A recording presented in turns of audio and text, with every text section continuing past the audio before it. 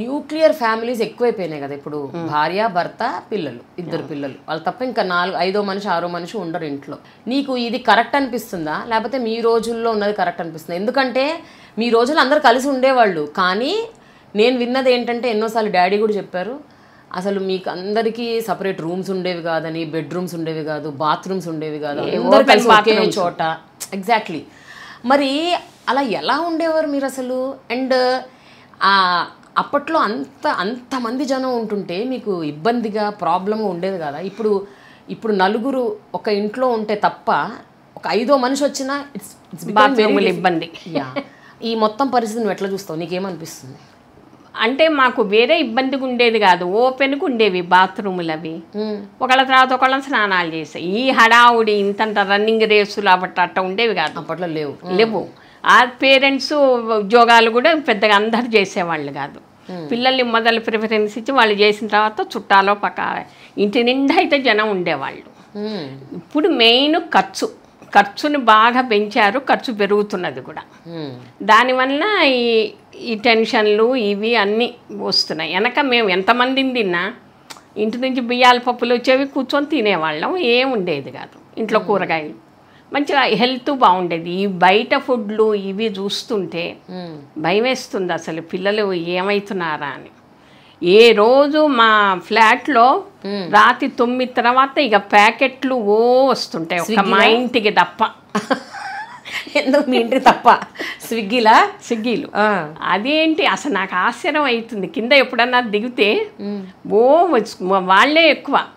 అసలు మరి ఇళ్లలో ఏం తింటున్నారో ఏముంటున్నారో మనకు అర్థం కాదు. ఇప్పటికి కూడా మా ఇంట్లో ఎప్పుడో అకేషన్, ఏ మ్యారేజ్ డేకో ఏదో హోటల్కి పోవటం కానీ, ఓ పిల్లల పుట్టినరోజు, వామ్మ ఇంత బయట తినటాలు ఇది మేము ఎప్పుడు చూడలే అసలు.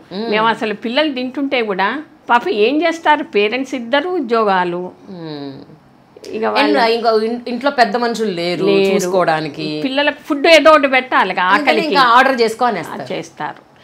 వాళ్ళ కోపం వచ్చినప్పుడు మటుకు బయట ఫుడ్ తినద్దంటారు పిల్లల్ని. మళ్ళీ వాళ్ళకు టైం లేనప్పుడు మటుకు తెప్పించుకో తినని వాళ్ళే ఎంకరేజ్ చేస్తారు. అట్లా ఏం చేస్తారులే, వాళ్ళ పరిస్థితులు అట్లా ఉన్నాయి. వెనకేంటంటే పొద్దునపూట రాత్రిపూట ఎవరో ఎక్కడో వంటలు ఉండేవి, హాయిగా మధ్యాహ్నం ఏది ఉంటే అది తినేవాళ్ళు. లేకపోతే ఏపుడు పిండి చేస్తే పిల్లలు ఈ సపరేట్ వంటలు అవి మాకు అసలు తెలియదు. అందరూ ఒకటే తినేవాళ్ళు. తినట్లేదుగా ఇప్పుడు.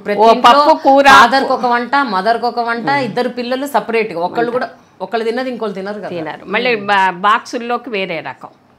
నేను మా పిల్లల్ని పంపించేదాన్ని, మా ఇంట్లో చుట్టాలు ఉండేవాళ్ళు, అందరికి ఓ పప్పు కూర చేసేదాన్ని. కూర అయిపోయినాడు ఇక కూర కూడా ఉండేది కాదు, మంచిగా పచ్చళ్ళు పొళ్ళు వేసి పెట్టేదాన్ని. మా పిల్లలు బాగానే ఉన్నారుగా.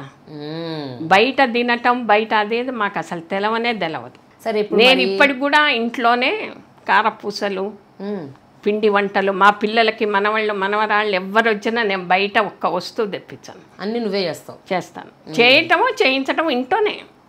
ఏదైనా కూరలు కొనటం, పచ్చళ్ళు కొనటం, మా ఇంటికి ఎంతమంది గెస్ట్లు వచ్చినా నేనే మంచిగా ఇంట్లోనే వండుతాం, చేస్తాం ఏదో మాకున్నది.